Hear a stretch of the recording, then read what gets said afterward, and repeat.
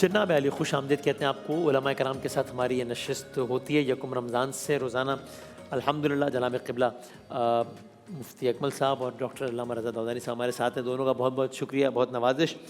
مفتی صاحب اگر میں آپ سے آغاز کر سکوں، ابو زکوٰۃ اور فطرے اور اس متعلق بھی سوالات کافی ہوتے ہیں۔ ایک سوال یہ آیا ہے کہ کیا یہ ضروری ہے کہ زکوٰۃ کو ایگزیکٹ کیلکولیٹ کیا جائے، یا اگر ایک ٹینٹیو بیس پہ اس رینج میں کیلکولیٹ کر کے اندازے سے دے دیا جائے تو بھی ٹھیک ہے؟ بسم اللہ الرحمن الرحیم۔ دیکھیں، ایکوریٹ کیلکولیشن کے بغیر ایکوریٹ اندازہ مشکل ہے تھوڑا سا۔ ہاں، اگر آپ کو یہ غالب گمان ہے کہ میں زیادہ ہی ادا کر دوں گا تو ٹھیک ہے، لیکن اس میں بعض اوقات ایسا ہوتا ہے کہ توجہ رہتی نہیں ہے۔ جب آدمی بس یہ کر لیتا ہے نا تو بعض مال نکل جاتے ہیں، جیسے پرائز بانڈ کی شکل میں شیئرز ہیں، سیونگ سرٹیفکیٹس ہیں، کرپٹو کرنسی ہے، یا آپ نے اور کوئی مال تجارت رکھا ہوا ہے، ایسے سافٹ ویئر جو آپ نے سیل کرنے کے لیے رکھے ہیں وہ بھی مال تجارت میں آج کل ڈیجیٹل سمجھ لیں ایک مال تجارت ہے، وہ اس کو بھی شمار کیا جاتا ہے۔ تو اس لیے بہت بہتر ہے کہ کم از کم ان تمام چیزوں کا ایک احاطہ تو کر لیں کہ یہ مال ہے۔ اب اس کی مالیت کا اگر اندازہ کرنا ہو، اس میں تھوڑا سا زیادہ کر کے اندازے سے دے سکتے ہیں، لیکن کم از کم یہ تمام چیزیں پیش نظر ہونی چاہیے۔ کوئی امپورٹنٹ اینٹی کوئی رہ ہی نہ جائے، اس سے پھر اوور آل کیلکولیشن پہ فرق آ جائے گا۔ خمس میں بھی کافی لوگوں کی یہ طریقہ کار ہوتا ہے کہ اندازہ لگا لیتے ہیں، پھر کہتے ہیں یار کم لاکھ روپیہ بناؤ گا، چلو 1,05,000 کر دیتے ہیں، سیف ہے۔ ٹھیک ہے، یہ روش صحیح ہے؟ بسم اللہ الرحمن الرحیم۔ وہی والی بات، بنیادی اصولی بات جو مفتی صاحب نے ارشاد فرمائی، میں بالکل تائید کروں گا کہ جہاں تک آپ زیادہ نکالنا چاہتے ہیں تو فی سبیل اللہ ہے، پروردگار عالم قبول کرے، ورنہ زکوٰۃ خمس سے جو مالی واجبات ہیں اس میں حساب رکھنا ضروری ہے۔ ہاں بالکل ٹھیک، بالکل ٹھیک۔ چلائیں اگلا سوال چلائے گا۔ میرا سوال یہ ہے کہ ڈونیشن کی تعریف کیا ہے؟ اگر کوئی بہت زیادہ مجبور ہو، سیلری پرسن ہو اور سید بھی ہو، کیا وہ ڈونیشن لے سکتا ہے؟ ٹھیک ہے، ڈونیشن کی تعریف کیا ہے، اور اگر بہت مجبور ہے، سید ہے، تو ڈونیشن لے سکتا ہے؟ ڈونیشن دیکھیں، ڈونیشن کا جو اطلاق ہوتا ہے نا وہ نفلی صدقات کے اوپر ہوتا ہے عمومی طور پہ ہمارے، صحیح، اور ہمارے فقہ حنفی کے اندر سید حضرات جو ہیں وہ زکوٰۃ بس نہیں لے سکتے، یعنی صدقات واجبہ، صحیح، نفلی صدقات ان کی عزت نفس کو بالکل ملحوظ رکھتے ہوئے انتہائی ادب اور احسان کے ساتھ، اور ان کا احسان سمجھتے ہوئے ان کی خدمت کرنا بہت اچھی بات ہے۔ بالکل ٹھیک، یہی رائے ہے اس میں؟ بالکل بالکل یہی ہے، کوئی فرق نہیں ہے سوائے اس کے کہ اس کے اندر اتنا کہا گیا اسی کی تشریح میں کہ اگر وہ نفلی صدقات جن کو کہا جائے، مستحبی صدقات کہا جائے، اس کی رقم کی جو کوانٹٹی ہے وہ اتنی کم نہیں ہونی چاہیے کہ جسے سید کی توہین شمار ہو۔ وہی جس طرح انہوں نے کہا، بالکل ٹھیک، بالکل۔ چلائیں جی، اگلا سوال چلائے گا۔ السلام علیکم وسیم بھائی، میرے علماء کرام سے سوال یہ تھا کہ شب قدر کی کیا نشانیاں ہیں، اور یہ جو طاق راتیں ہوتی ہیں تو ہمیں کیسے پتہ چلے گا کہ یہ رات شب قدر ہے؟ صحیح ہے مفتی صاحب، یہ اس کا ایک پس منظر یہ بھی کہ لوگوں کو میں نے اکثر کہتے بھی سنا یار، ایک فیل، اور وہ صدق دل سے کہہ رہے ہوتے ہیں کہ یار آج ایک فیل آ رہی ہے کہ یہی ہے، یار لگ رہا ہے یہی ہے، تو کوئی ایسے کوئی نشانی انڈیکیشن ہوتا ہے، یا اس کھوج کی ضرورت ہی نہیں ہے؟ بنیادی طور پر یہ اجمال کا جو پردہ ہے نا، ہاں، اسی میں تجسس کا جذبہ ہے، یعنی یہ اجمال کا پردہ رکھا اسی لیے گیا ہے کہ انسان کے اندر کیوریوسٹی اتنی رہے کہ شاید یہ بھی ہو سکتا، شاید یہ بھی ہو سکتا ہے، اور اس کی وجہ سے جو عبادت کی جو خو ہے وہ اور بہتر ہوتی چلی جاتی ہے، اس کو ایک مہمیز ملتی ہے، اس کو ایک تحریک ملتی ہے، اس کے ایموشنز اور سینٹیمنٹس کے اندر ایک بہت زیادہ اچھی ہائپ کریٹ ہوتی ہے جو اسے اس بات پر بہت تعمیری انداز سے مجبور کرتی ہے کہ اچھا آج بھی امکان ہے، ہاں آج بھی ہم عبادت کرتے ہیں، اچھا آج بھی اتنا تو ہمیں پتہ ہے کہ اجمالاً کے ماہ رمضان میں، یہ تو ہمیں معلوم ہے، ہمیں یہ بھی پتہ ہے کہ اس رات کو پروردگار عالم نے غیر معمولی فضیلت دی ہے، ہمیں یہ بھی معلوم ہے قرآن مجید کی صراحت کی روشنی میں کہ اس لیلہ کو لیلۃ المبارکہ کہا گیا، یہ تمام تر چیزیں ہمیں معلوم ہیں۔ اب اس کے بعد تجسس ہے کہ چلیں اس 30 کے اندر کون سا، تھوڑا سا اور آگے بڑھے کہ آخری 10 راتوں کے اندر، ان 10 راتوں میں کون سا امکان زیادہ ہے کہ طاق راتیں ہوں، طاق راتوں کے اندر یہ والی رات ہو سکتی ہے، یہ والی رات ہو سکتی ہے۔ یہ تجسس جو ہے یہ بہت تعمیری ہے، اور اس میں جو عبادت کا جو سلیقہ پیدا ہوتا ہے یہی تو مطلوب تھا، لہذا اس کو اسی طریقے سے رہنا چاہیے۔ اس سے اب آپ یہ رہے کہ اللہ تعالیٰ نے جس کو اسپیسیفائی نہیں کیا تو اس کھوج میں پڑنے کی ضرورت نہیں ہے، یعنی ٹھیک ہے انسان۔ دیکھیں، نبی کریم صلی اللہ علیہ وسلم بڑے حکیم ہیں، اور آپ نے اللہ تبارک و تعالیٰ کی عطا سے آخری عشرے کی طاق راتوں میں تلاش کرنے کو جو حکم دیا، تو علامات سے ایک طرح سے وہ مقید سے ہو جاتی ہیں، اور ہم نے دیکھا ہے، آپ نے ویسے بھی دیکھا ہوگا کہ 29 سب سے مظلوم رات ہے۔ جی بالکل بالکل ایسے۔ 27 کو تو ایسا سمجھتے ہیں شاید اسی کے اندر شب قدر ہے، حالانکہ آپ کے نبی نے تو یہ ارشاد فرمایا نا۔ اچھا، میں جب غور کرتا ہوں نا تو جو اکابرین نے علامات لکھی ہیں وہ ترغیباً نہیں ہیں کہ تو یہ علامت ملے تو سمجھ لینا ایسا یہی ہے، ہے، بلکہ انہوں نے کوئی ایسا جیسے بات ہو رہی ہے بھئی یہ علامات ہمارے سامنے ظاہر ہوئیں بس ایسا، تو یہ تو ہے کہ آپ علامات سے ایک رات کا اندازہ کرنے کی کوشش کریں، لیکن وہ حتمی طور پر 100% وہی ہو جائے ایسا نہیں ہے، اور بہتر یہ ہے کہ علامات ظاہر نہ کی جائیں تو بہتر ہے، جیسے حضرت نے فرمایا کہ تجسس کے اندر ہی تو کہ مزہ ہے، واہ واہ، اور پھر آدمی ہر رات کو زندہ کرے گا، ورنہ علامات ظاہرہ اگر اس کو مل گئیں تو نفس اتنا شرارتی ہے، وہی ٹھیک ہے کہ آپ بولے کہ بس ہو گیا یار اب کیا کرنا ہے، بس بزرگان دین نے غلط کوئی کہا ہوگا، اس میں تو فوراً وہ بزرگان دین کے قدموں میں بیٹھ جاتا ہے۔ صحیح، بالکل بالکل۔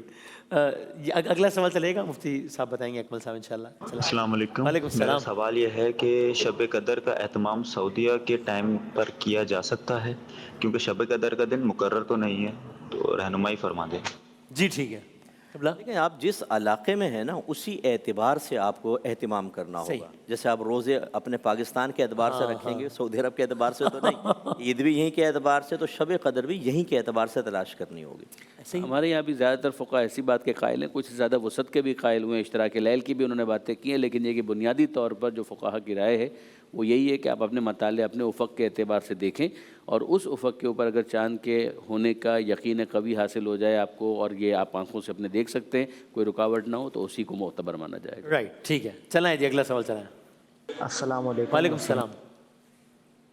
السلام علیکم، میں نے وعلیکم۔ یہ کویشچن پوچھنا ہے کہ جس طرح سے ہم لوگ ٹیچرز ہیں اور ہم لوگ اسکول میں پیپر ہوتا ہے یا کوئی ٹیسٹ ہوتا ہے تو ہم ڈیوٹی دیتے ہیں، بچے جب پوچھتے ہیں کہ کتنا ٹائم رہ گیا، 10 منٹ رہتے ہیں تو ٹیچرز کہتے ہیں 5 منٹ رہتے ہیں، تو یہ اس لیے کیا جاتا ہے کہ بچوں کا تاکہ ٹائم کے اندر وہ کام کمپلیٹ کر لیں گے، کیا یہ بھی جھوٹ میں آئے گا اور یہ اس کا بھی گناہ ہوگا؟ ہاں ہاں ہاں ہاں ہاں ہاں جی مفتی، بالکل آئے گا تو جھوٹ میں ہی، کیونکہ آپ خلاف حقیقت ایک اور بات کر اتنے بچوں کو ذہنی ٹینشن میں مبتلا کرنا کہ 5 منٹ رہ گئے، ہاتھ کانپ جاتے ہیں بھائی، رہے ہیں۔ آخر 10 منٹ باقی ہیں تو آپ کہہ رہے ہیں 5 ہیں۔ جی، اور جو خصوصاً پڑھنے والے بچے ہوتے ہیں نا، وہ بھی چونکہ تیزی سے لکھ رہے ہوتے ہیں تو ان کو خوف ہوتا ہے کہ آدھ سوال رہ جائے گا، اور 5 منٹ کے تازیانہ جو ہے یہ تو جو ذہن میں موجود ہوتا ہے وہ بھی نکال دیتا ہے، تو ایسا نہ کریں، آپ یہی کہیں بہت کم وقت رہ گیا، جلدی سے آپ پورا کر لیں، تھوڑا مبہم کر دیں تاکہ، ہاں بس مبہم کر دیں، ایسا ایکوریٹ جھوٹ نہ کہیں، ورنہ یہ بالکل جھوٹ کے زمرے میں ہی آئے گا ہر اعتبار سے۔ بالکل جھوٹ بہت مناسب تجویز ہے کہ آپ مبہم کریں نا، آپ یہ کہیں کہ تھوڑا وقت رہ گیا ہے بچوں تھوڑا جلدی کرو، اور اس کے اندر بھی جب بولتے ہوئے دیکھیں لفظوں پر اور لہجے پر بہت توجہ کرنے کی ضرورت ہے،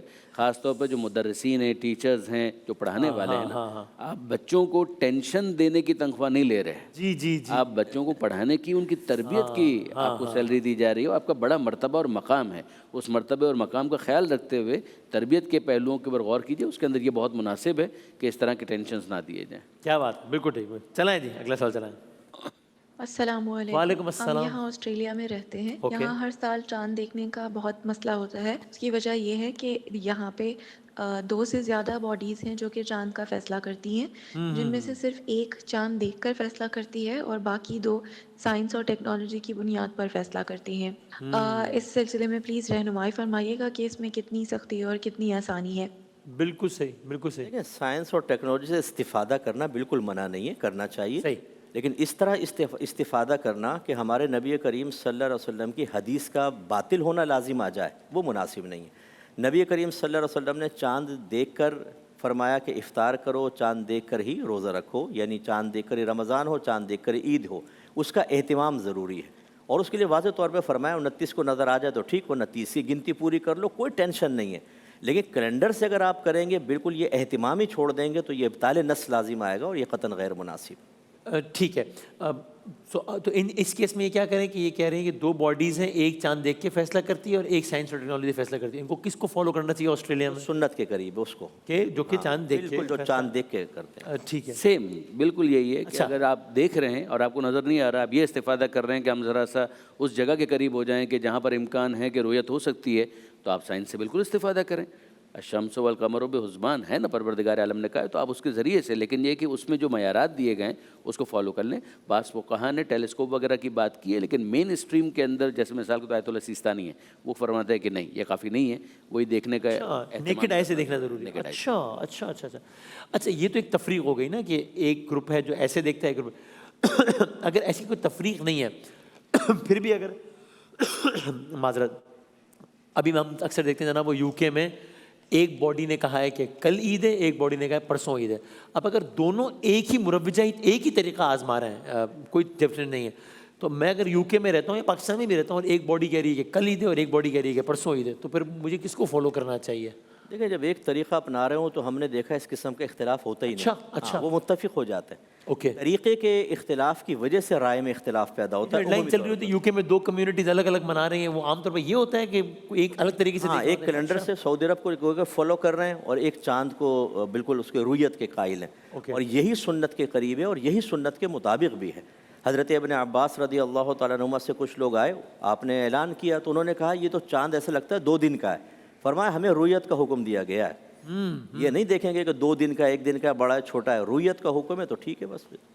یہی بالکل یہی ہے. بنیادی طور پر اگر آپ فرض کیجئے کسی کو نہیں پتہ چلا، وہ کوئی گنہگار نہیں، یعنی اس کو اطمینان نہیں ہو رہا، کسی کے کہنے پر اطمینان نہیں ہو رہا، کسی باڈی کے اوپر بھی اطمینان نہیں ہو رہا مثال کے طور پر، تو وہ ٹھیک ہے، وہ اپنے 30 روزے پورے کر لے، اور پھر اس کے بعد جو 30 دن پورے ہو جائیں گے تو پھر اس کے بعد وہ سمجھ لے کہ اگلے دن عید ہے.